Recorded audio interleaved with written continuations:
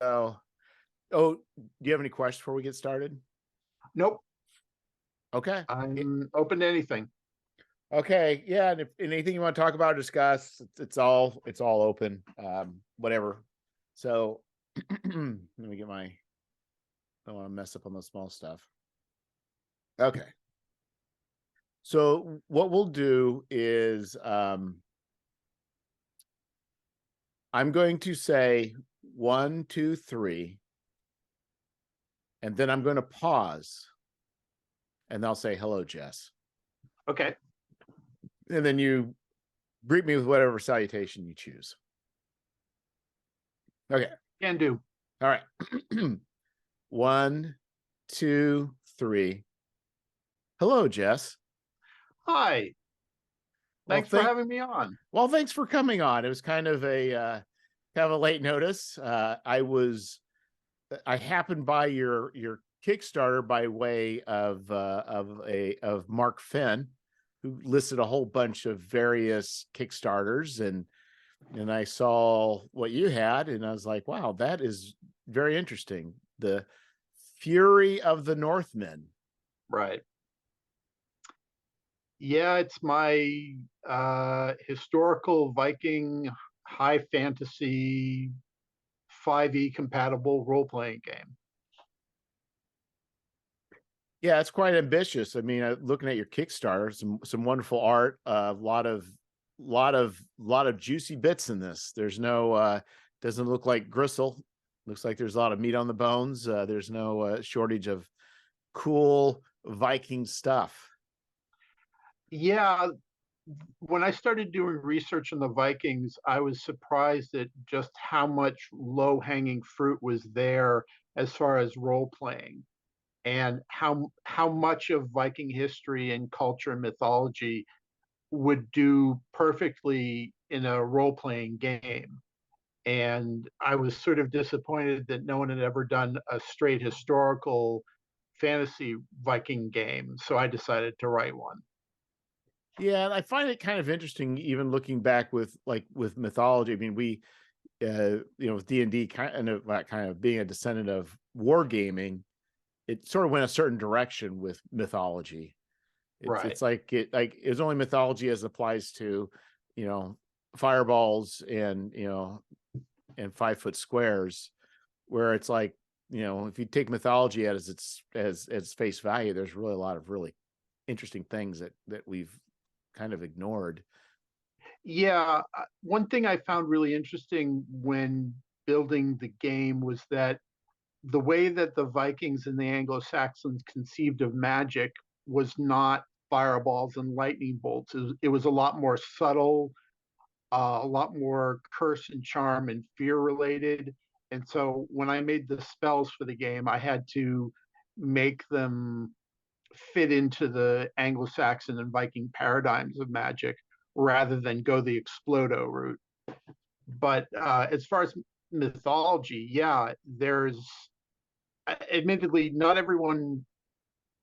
all gamers are going to have the access to the resources I've got, because I'm a college librarian. So I've got access to all these books and all these articles and all that. And I spent 3 years buying books and reading them as part of working on the game. But there's so much out there in mythology that has gone overlooked or has been theorized recently or discovered in the past 20 to 30 years that, as I said, it felt like low hanging fruit to me because it was all just hanging there waiting to be used. Yeah, and I think there's definitely been, I don't watch them, but I know there's been a number of popular shows based on Vikings.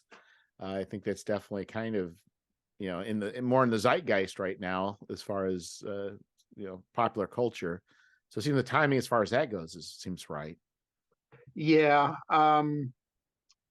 I wanted to get it out before the film The Northman came. My ideal was to have the Kickstarter start the same month as the movie came out, but I couldn't manage it. But Vikings are definitely in the zeitgeist. Um, reasons for that are pretty varied, but I or I think the reasons for that are pretty varied and interesting. But Well, such as what? well, I think there is uh, not a crisis in Western masculinity, American masculinity, but we are at a time when a lot of the traditional verities about masculinity are being questioned. And so there's a certain segment of the population that would prefer to look backward. And the Vikings were, to all appearances, had a very simple, even simplistic gender scheme. You know, the Viking men were men and the women were women. And so I think there's a certain segment of the audience that is rooting for them because they're sort of projecting themselves into that world. Um, part of the part of the reason I think is because in the past 30 years, there's been a huge boom in Viking studies fueled by all these archaeological discoveries, and that filters down into mass media. Like one of the advisors on the Northmen was this academic named Neil Price, who's written some fantastic books over the past 10 years, 20 years on Vikings. And so he his the scholarship through him directly influenced the film. And I wouldn't be surprised if the TV shows Vikings and Vikings Valhalla also were taking notes from what the academics have found. So I think there are more reasons than that, but those are two of the big ones, I think. Well, it's kind of interesting. I mean, if you know, the idea that academia is actually filtering to the common person, we'll say, the pedestrian, through media. And if they can get it right, it's just kind of interesting that, I mean, you think about really the power of fiction. Really, it can be quite useful for even, teaching rather than just following the old, stereotypes. Right. Sorry, I just distracted. My wife just came home. Um, yeah, it is. Academia doesn't often get the chance to get it to influence the media in this way, and it seems to me that there are Viking studies academics are taking advantage of this profitably for everyone concerned. Um, there are other academics I'd love to see, other Viking scholars who I'd love to see influencing mass media, but um, I'll take what I can get. Yeah, thinking back to the Lord of the Rings, the Peter Jackson films, like, I know we're not talking about reality, but the idea was, I mean, he was pretty serious about, remaining true to a lot of this and spent a lot of time on details, and it sort of paid off. I'm wondering if some ways that's kind of, that's been the impetus to, with the Vikings, with the academics, like, that following in those footsteps. Yeah, given how much of a profitable enterprise the Lord of the Rings movies are, I wouldn't be surprised if other filmmakers took note of the historical accuracy and decided, well, I'm willing to spend $500,000 or $1 million more if I can get all the details right. There's the film The Vitch, set in 17th century Puritan New England, that apparently was completely accurate down to the nails in the house. Um, they're the Victorian movies of the past decade or so that are getting a lot more accurate in terms of details there. So yeah. Yeah, it's kind of, and I also was thinking about, it probably didn't go completely into the science, but like watching The Expanse, there was a number of things that were just very odd, like because they're in zero G, it's like you get stabbed, you're going to die. It's like your body's not made to really be dealing with zero G and healing. And it's just like your legs crushed and all the, I can't remember what it was, the minerals are going to start dissolving your body. It's like catastrophic things are going to happen. And you don't really think about that because we're used to this, but it's like, but you can take things that are true and filter it through fiction. And it does help inform people's, view of how the world and the universe works. Yeah.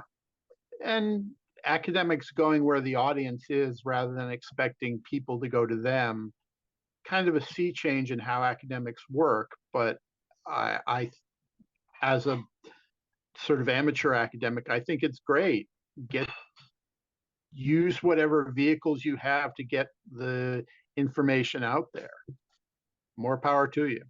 Yeah, even what Christopher Nolan was it Interstellar, where he modeled the black hole, got a bunch of scientists, did the thing, did the rendering, showed it to them. It's kind of interesting how what they said informed him, then what he did based on the way he was informed in his vision of it, also then went back and reinformed their view of things too. It's just kind of interesting how it's kind of like even with Steven Spielberg and the dinosaurs. It's like he kind of did his thing with Jurassic Park, and then people sing. It's like, oh, because it's more visual, then they could think about things differently. Not that what he did was more accurate, but it's just kind of interesting how you think the arts and academia really aren't related, or science, but in a lot of ways they can be very complementary as far as opening up people's thoughts and imaginations beyond just what they see.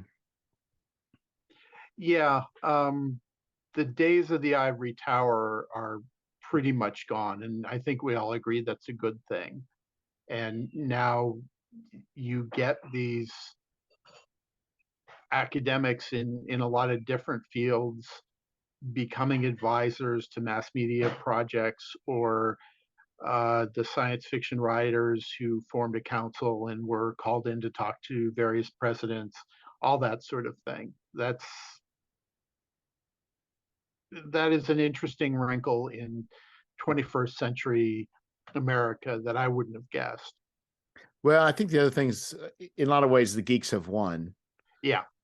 It's like, we've kind of infiltrated all various aspects of art and of life, and now it's it's being reshaped, and it's okay. So now you have the ivory people in the ivory towers are now fans of Star Wars. It's okay. They're not ashamed of it. It's like, yeah, I can enjoy and have fun. It doesn't affect my view of the solar system or how the dynamics work, but it definitely goes to show that we are kind of in a different situation over the last probably 20 years that I never would have foreseen.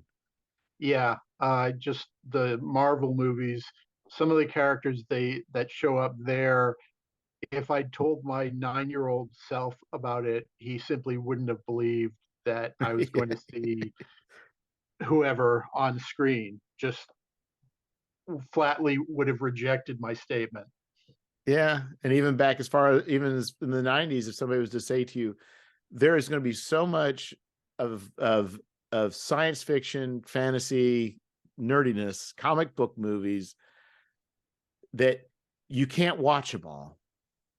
Yeah. Like you're not even going to you will actually turn away from what, because before it's like anything that comes out, you just watch it. It's like that's all you got. You're starving. But here it's like it better be firing on all cylinders. Or there's plenty of other things to go watch that are just as good. Yeah. Yeah, just speaking as a Star Wars fan, just the amount of Star Wars coming out now is dizzying, and we're all spoiled for choice. Yes. Well, circle back around. No, we don't need a circle because it's a rambling podcast. But going back to your Vikings, 5e. Why'd you choose 5e? It's a game. I've been in a group now for 13 years, and it's the first 4E, then 5E are the systems I'm most familiar with. I mean, I've written for Evil Hats, so I know the Fate system, or I did know the Fate system. I'm not. They probably tinkered with it enough over time that I'm not familiar with it now. But um, 5E is what I'm playing, and it's what I know best, and so it's what I chose. Now that turned out to be an unfortunate choice, but um, Well, I don't know that it is. It's hard to say. I mean, you think about multiple. I mean, there's multiple ways of thinking about this. I mean, one is it's still the most popular system, right, but you had to probably do a lot of yanking around and modifications to get it to. yeah. I For the game, I had to make up a reputation mechanic because personal reputation was so important to the Scandinavians of the Viking Age and the Anglo-Saxons. Um, I had to create a lineage mechanic because lineage and proclaiming who you were the son or daughter of, or who you were the grandson or student or descendant of was important. Um, a few other things like that where I had to bend the rules a bit to make it do what I wanted it to do and to be historically appropriate. So, yeah, and Fate would not have been, probably provided it had been further away from the feel that you're wanting for this. What did you do for Fate? Did you Uh, publish I wrote anything? I wrote a pulp supplement for Spirit of the Century way back in the late aughts. And I wrote two games for them, The Ministry and Red Planet. And that was, a decade ago. Yeah, I must have stopped playing about that. I've Fate was one of those systems that I'm glad I really put the time in, but just it didn't really work out for a number of reasons. But it does what it does very well. It's just it's hard to get it to work in a way that it doesn't break apart, I think. It's not for everyone, and I eventually gave up trying to write games for it because the limits to what it could be made to do were becoming increasingly evident. But it's they've Evil Hat has gone on to great success, and more power to them. Yeah, it's also kind of interesting. It seemed like the Fate system itself is not prominent like it was. Right. And so I'm kind of wondering, myself wondering why that is. Um, I think people are searching for the new shiny, and they just sort of think Fate. Okay, Fate's a part of the landscape. What's new? Yeah, because the Blades in the Dark mechanics are what seems to be driving a lot of their um, books, I think. Mm. Yeah. No, that's very interesting. No, I've enjoyed it. I think if you want if you want to play a game that models episode 4 of Star Wars, I don't think any game does it better than Fate. If you want to play Rogue One, you don't want to be Fate. Yeah. No, but that's very cool. So yeah, so you went through and went through these mechanics. Did you play test this through your group, or did you go through other means? Or I play tested it at a couple of conventions. My cousin's daughter was very interested in this, and so she ran her group through a campaign and sent me a lot of notes. wow. So Yeah. who was it that did this? Your what? my cousin's daughter, so that makes her my, I'm not sure what that I makes her. understand. It's like cousin twice removed or whatever. Okay. So how old is she? She is 22. You know, Yeah. if you if you can pull in a random 22-year-old person, they say, I want to play that, you're onto something. Well, I I'd like to think that what I wrote is flexible enough to be played any number of ways. I mean, 5e has its limitations, but the setting can work for Game of Thrones style hijinks, or hack and slash murder hobos, or a war, or early medieval war, or just tomb raiding and getting treasure. So, I mean, I think it's as flexible as any other 5e system. Um, Yeah, but and I mean, just not only that, but I mean, as far as the content, like, so I oh mean yeah, that's what's kind of that to me is what really is kind of good, is where you can, somebody says, you know, it's not like where you tend to twist somebody's arm and say, hey, can you try this out? It's like someone says, no, I want to play that, and not only that, I want to play it, I want to run it for my group. In fact, right. and I'm I was excited.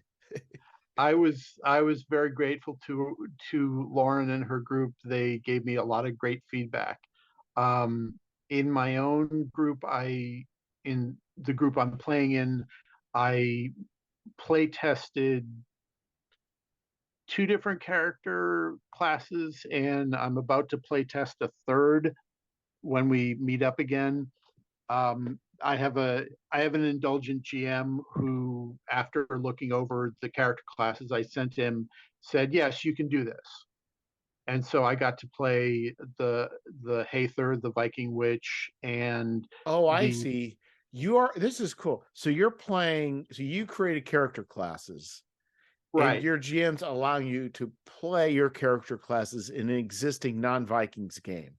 right, Oh, that's a great idea. I mean, that works out great, because it really kind of allows you to kind of understand, you know, how yeah, that's balanced against everything else. yeah, and I learned a lot about what I had been doing wrong just by playing the character myself, because there were things that just didn't work the way I anticipated them working. Um, the the witch I had actually gone the Viking witch, I was so afraid of making her overpowered that I made her underpowered, and realizing that she wasn't on the same level as the average, D&D sorcerer or wizard class, was kind of a shock, because I thought I'd prevented myself from going one way. I'd gone too far the other way. In the campaign we're starting up in a couple of weeks, I'm going to be playing the empty hand fighter, which was historically the Vikings had combat wrestlers who were these tall, strong, muscular guys who would rush into battle and body slam people. And I made a character class out of that. I assume And they had some shields when they would go in, or no, they were just very nimble. The combat wrestling sport is the martial art was called Fang, and these men would train in it for years, like sumo wrestlers, basically.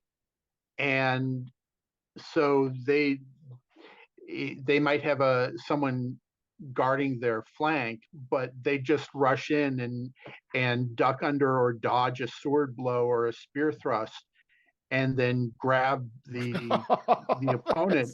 And there are all these wrestling moves that they had. It's sort of like a technical wrestling, except that the empty hand fighters, which is the direct translation of the Norse, but the empty hand fighters were treated like rock stars by the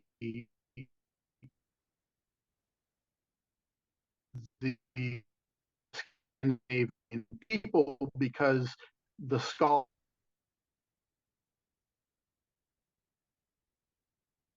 And so some of these wrestlers, they do a heel turn to whip up the audience, and others would just go the Macho Man Savage or Hulk Hogan route and become the sort of caricature of themselves. It's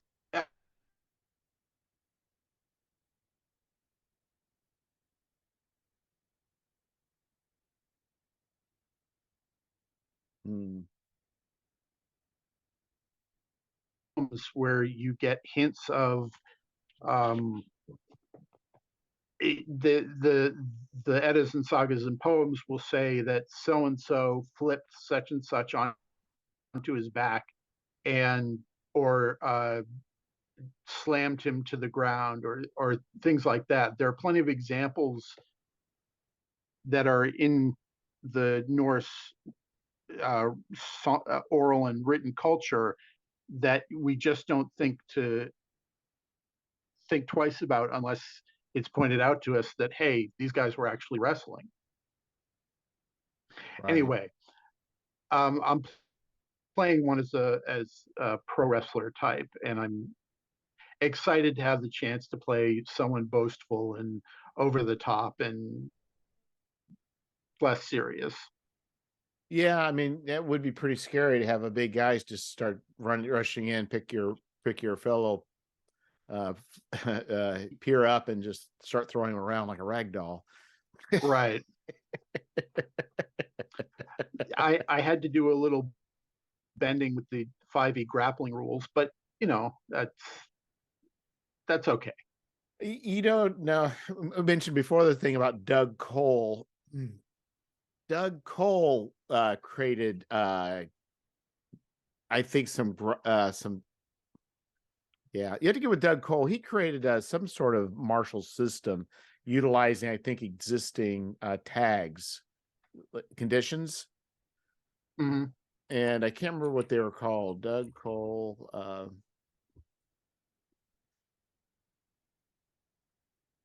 And I think it's called combat. Is it called combat tactics?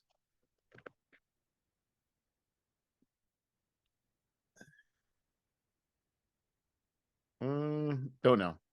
We'll have to look it up later. But anyway, yeah, you might also want to see look at what he's done too, because he worked within the 5e. Basically, I believe there's probably like 10 or 15 different conditions, right? And he I think worked within those, I believe. Okay. For those martial arts, but no, that sounds pretty incredible. So yeah, no, there's plenty of stuff. So the way it's set up is you say you have there's 3 books in this set, right? Right. There's the player's guide, which is for the players. It lays out it's essentially a player's handbook for my game. It has all the new character classes. I created something like 27 new character classes and 4 new playable sentient species. Um, it has all the spells. I created 600 new spells for the game, and it's got various historical ethnicities and how they interacted with the Vikings. And if you wanted to play someone from Han China or the Pala Empire in India, or from the remnants of Charlemagne's empire, how you would do that in a 9th century Viking setting. That's the first book. The second book is the World Book, which is for the GMs and lays out everything about the world, that the setting, the world of England in 9th century people, Anglo-Saxons and Vikings, cultures and religion and personalities, and what was weighing on their mind. World Book has treasure. It's got all this stuff about the Viking invasion, which is the premise of the game. And then the third book is the bestiary, which is 240 odd monsters. Yeah, So that's you have quite a bit of work going into this. yeah, it took me 3 years to do. Um, I put a lot of work into it because I wanted to include as much as possible of what I found. No, it sounds like it's absolutely packed with stuff, and I think the nice thing too is, it's not just, I guess assuming the GMs are obviously okay with it, but it's just Right. but people can use it in their D&D campaign. So, and it could be for GM, you could not only just use as is, but you could even just flavor your campaign. Sure. The world book is mostly system agnostic. So there's a lot of stuff in there that anyone doing a historical game or a historical fantasy game looking could draw upon and use. Um, I mean, most people are going to be doing high medieval fantasy role playing like Pathfinder, like D&D, but if you wanted to do something a little more primitive and a little earlier, I think the World Book is a great resource for it. Yeah, I agree. It's just a lot of information, a lot of stuff that's inspirational. That's what's nice about a lot of different things, is just sometimes the books are just, if you don't run them directly, they just make great inspiration. I hope so. Yeah. So this is not your first Kickstarter. No, I had a Kickstarter for a children's book that didn't work, and then I did a Kickstarter for the Encyclopedia of Golden Age Superheroes, and that one fulfilled. And as promised in the Kickstarter, I made it into a free website, which I continue to maintain. Uh, the encyclopedia covered every Golden Age hero except one who I overlooked. Oh But no. other And it than haunts you that, to this day. yes, it does. Um, I gnash my teeth and am full of rue about it. But yeah, I got everyone except that one character. So what character was it that got missed? Dr. Hormone, who used hormones to change criminals' personalities. Oh, My okay, the friend John Morris, personalities. Okay. yeah, my friend John Morris wrote wrote the the Encyclopedia of Regrettable Heroes and the Encyclopedia of Regrettable Villains, and he included Doctor Hormone in the Regrettable Heroes. And I saw that and was slapping my forehead and thinking, how did I miss this guy? Yeah, I mean, that's crazy. So what was the inspiration for coming up with this encyclopedia? I'm assuming there wasn't one before. Is that the reason? Um, the encyclopedia was because I got interested in Golden Age superheroes, and way back in the 90s, when there wasn't as much of anything online, I started doing doing a web page that had a bunch of Golden Age superheroes on it, and then I it became sort of a obsession with me tracking down every last superhero. And then I reached the point where none of the secondary books were going to tell me anything new, and I had to go and actually read the comics. So I I ran the Kickstarter, which funded a trip to Michigan State University, which has all these comics. And I spent 2 weeks there doing research, and then turned the encyclopedia into the website, and then um, into a print book. And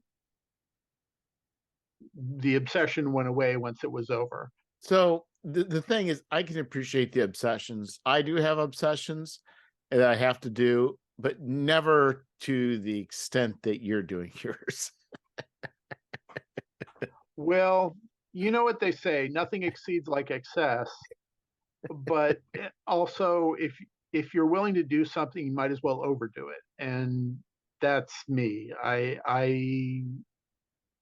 write long, I write too much, and I get obsessed with these ideas, and I can't stop until I've scratched the itch to turn them into a book or a role-playing game or something.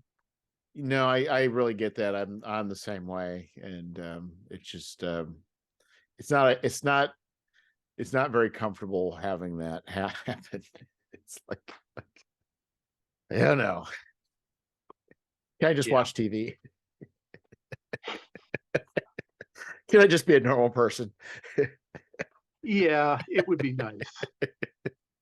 Yeah. So, I've got the so I bought, I don't buy it. There's a Marvel Unlimited app where you can read Marvel comics, Right. and and going back to the comics of my youth, well, not just my youth, of we'll say of the 80s. Um, wow, they're not good. Yeah, they were, a lot of them are not good.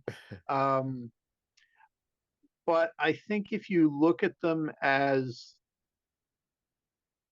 full of potential that was never realized, you can come up, you can, in at least for me, I enjoy them better when I value the potential and what they attempted to do rather than how they turned out. Well, I think the problem is, this is where to me it's kind of the dilemma. So I can read a modern comic, which I think is the pacing is a whole lot better. It seems like in the 80s they Yeah. just dumped exposition. And same thing with Yep. with Jack Kirby. I love Kirby stuff, but man, just like dumping so much exposition, and everybody has to speak large amounts of exposition. It's like, this is just crazy. But then, if you get a more modern comic, like you can flip the whole thing in like 15 minutes or 10 minutes, and you're like, I just spent that much money for, so it's kind of, I find myself kind of funny where the more modern comics, I'll a lot of times will buy like on a humble bundle and just read them that way. But, Right. but, Do you know the comic Knights of the Dinner Table? I've heard of it. I've never actually read it. It is, it's basically about four, five people at a role playing game table playing a D&D like role playing game, and the art is simplistic to the point of each most of the panels are the same, so it's all talk. And Knights of the Dinner Table takes me like 3 times as long to get through as the average comic these days because I'm reading all this dialogue, Yeah. and I I feel like I'm really getting my money's worth out of Knights of the Dinner Table, where I'm not with ordinary comics. Yeah. Especially there's been some, I can't remember specific ones, but very beautiful, very minimalist. It's almost like, been choreographed like a movie, where it's just very, cinematograph, but just all of a sudden it's just like, wow, that was crazy. It's over. Yeah, But yeah, it was also crazy. There's Machine Man, loved Machine Man in my youth. The miniseries, the Bernie Wrightson covers, and then I ended up right. reading it. I think the year was set in like 2023 or 2024, and the premise was Machine Man's like, well, all the people I know are dead, like they all died of old age. Like it's like it's like it's only talking about, we're only talking like uh you know like like 40 years or 30 years. It's just like the assumption is everybody be all like grown old and dead, but like even the people that drew the comic back then are still alive. It's just like, it just is kind of funny, some of Right. the assumptions. And but in kind of some things they kind of would get right, where people were hooked up to these machines to pacify themselves but they're massive machines. They got that right, but now it's just a phone, it's like Right. Yeah. that little device. So no, that is very fun. In fact, the golden age of superheroes, looking through, the regret I have of this is that some of your stretch goals, where I think I would have taken advantage of this had I known back in the day. But you also, for I think for this one, for $100, you said that you will thoroughly research one topic of my choice. Yeah, I was putting my library skills to use for in exchange for filthy lucre. And that's part of my Patreon. One of the Patreon levels for me is to be a personal reference librarian for someone. I And did not know that. nobody takes me up on that. Are you And serious? I didn't know you had a Patreon. yes, I do. I try to do an essay of interest every month. Um, not always successful, but I I try, and it's not going to be anything else like anything else you're reading. So I think the Patreon's pretty good. So what's the level that gets But you yeah, a research start? Oh, all 4 levels. There we go. $20 a month. Where's right. And the people who have asked me to do that have been very satisfied with what I've produced for them because, as I said, college librarian, I've got access to hundreds of thousands of electronic books and tens of millions of articles and newspaper articles and monographs and just whole host of things. And sometimes I can't find anything because there's nothing out there, but most of the time I'm able to put together at least a couple of pages. So yeah, I'm happy to do it, and it's good that I'm pretty good at it. So yeah, wow, a college librarian for hire. exactly. how, how could you not take up? So what level how's that work for to get the articles? What's the level for gaining that? Oh, let's see. It's either, oh gosh, I don't remember. $10 a month. It says better still, for $10 a month, I'll be your personal researcher. Got a question that's bugging you? Need help doing research? I'll do that for you. I'm a professional reference librarian. Huh. So, because I've just started using Chat GPT, Right. but you'd be even better because it would be I could be confidence in your accuracy. Yeah. I have not ventured into Chat GPT yet. I'm sort of afraid to. I might fall down the rabbit hole and never return. But um, yeah, there is compared. I wrote a encyclopedia on Victorian fiction back in the 2004, and I revisited it during the pandemic and did another edition of it.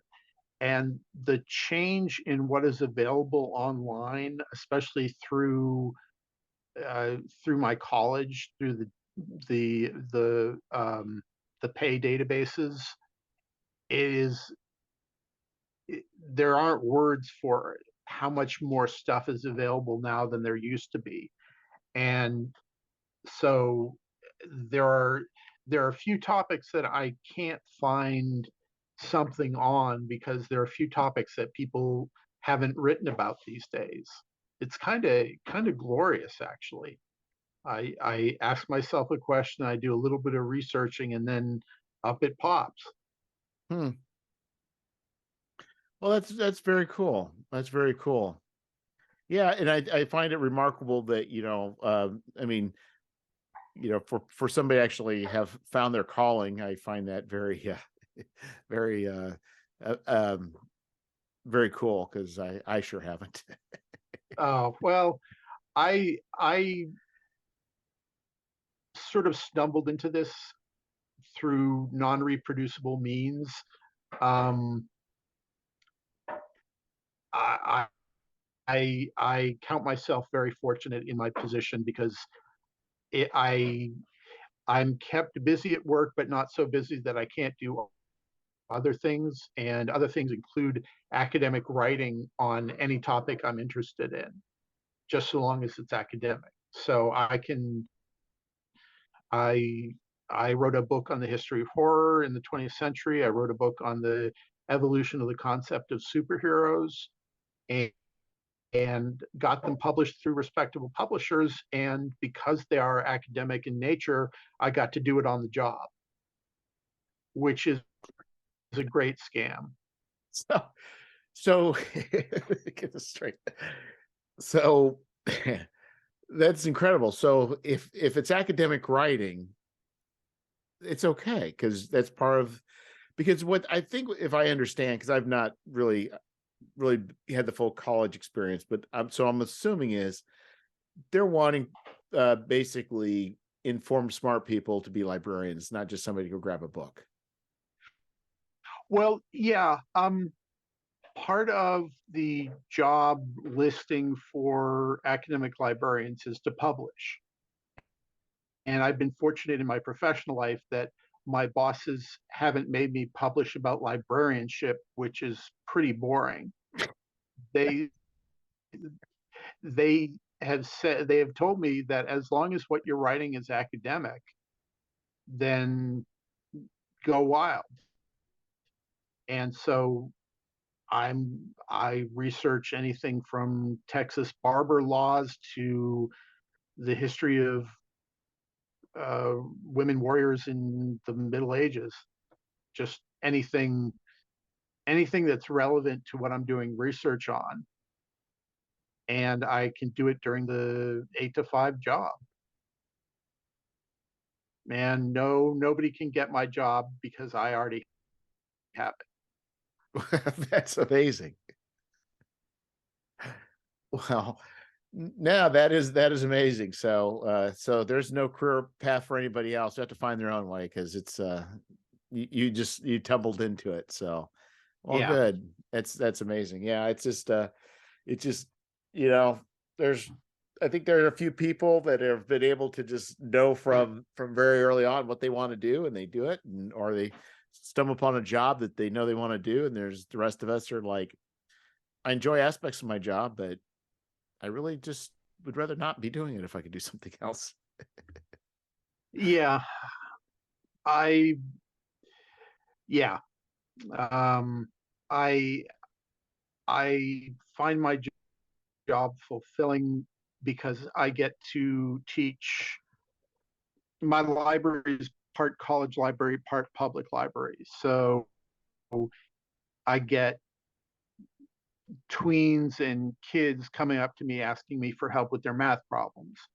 And I tell them the answer and they go away happy. And I feel like that justifies my place on earth because I made a kid's day. And then I Right. get older people who are asking for, women's shelters or equal opportunity lawyers or something like that. And on the college side, I'm teaching kids who are fresh off the farm or first generation college students.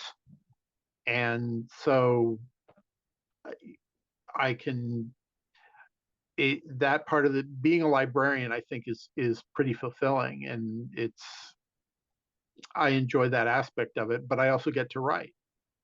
Yeah, and it's kind of interesting because the view of a library, and especially the internet age, is really, it seems like it's really been, I don't want to say turned on its head, but it really has expanded out exactly what a library is. Right. The advent of computers changed a lot because then the things we were required to know changed. When I got my library degree in $4.95. Part of my final was a list of 50 reference books that I had to know off the top of my head. Well, now I can just look them up on the catalog. I don't need to know these things off the top of my head. I need to Right. know other things. And, but at the same time, the library is now a much more open place to the public and to college kids. We're not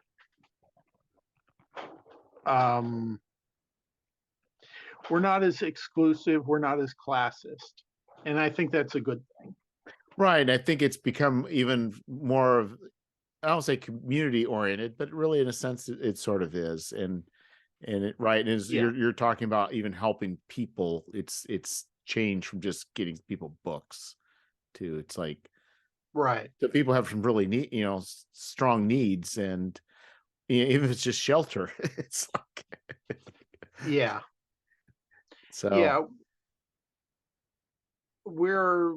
There's an element of social work in librarianship that I find personally appealing, and it beats what I was doing before this. So yeah, it is interesting how the world changes, and roles change, and some things for the worse, but in some cases things for the better. And I yeah. think you're right. A lot of the stuff was expected. I kind of like shrug, like people talking about curse of dying, like, well, I would rather not write if I don't have to. It's like I type everything I could possibly type, and if I do write, it's very sloppy and hard to read. But it's just like I don't know that it's earth shattering that we've switched more to keyboards rather than writing. But Right. some people get all up in arms about it. It's like I don't know. I don't know. Well, God bless the people who have the time to waste. It's like, yeah, I know. It's like sometimes with the internet, people getting upset and with a person, then they'll go look at all the people that they follow on Twitter, and they'll come back and like, well, I'm not surprised. It's like, well, you got a lot of time on your hands. It's like, Yeah. it's like, let's go I through love some Twitter, but yeah. sorry, That's go the ahead. oh no, I just say, but that's the age we live in. People just feel outraged and feel the need to. I don't know. I don't know, Jess. The world's a strange place. Yeah. Well, I think we're hitting the time space continuum, and your Kickstarter. You still have another how many more days to go? It ends a week from Wednesday, Yeah, or so a this week will be from dropping tomorrow. on Saturday, this Saturday. So that'll be what, like I don't Okay, know, great. yeah. So everybody needs to go out and give the Viking Kickstarter a boost, and check out Jess's Patreon and keep him employed with academic questions. Please do. I'm happy to help, and not enough people ask me to do this. So fire away. Yeah, so who knows what will happen now? You may be have a barrage of all sorts of strange questions, but anyway, well, thanks for coming on, Jess. It was really great. Well, thanks for having me. I enjoyed it. Okay, and we'll have you back for your next Kickstarter, whenever that might be. I've got one planned for next year for another game, but not Oh, 5e excellent. related at all. Okay. It's horror film noir. Ooh, Yeah. ooh, ooh. That sounds great. The title is, I've already written it. I was very productive during the pandemic. It's called What the Studio Wants. And the premise is that you're hired by the studio, you and your party members, to go retrieve these lost silent films, only the silent films tend to be cursed. And so you've got to break the curse and get them home before a certain time period. But there are complications and broken hearts and femme fatale and other stuff. So, Well, that'd be great. I'd be glad to have you on when that hits the Kickstarter then. well, thank you. I will be happy to be here. Okay. Well, thanks again, Jess. Talk to you later. Yes, thank you. Thanks for having me. Bye-bye.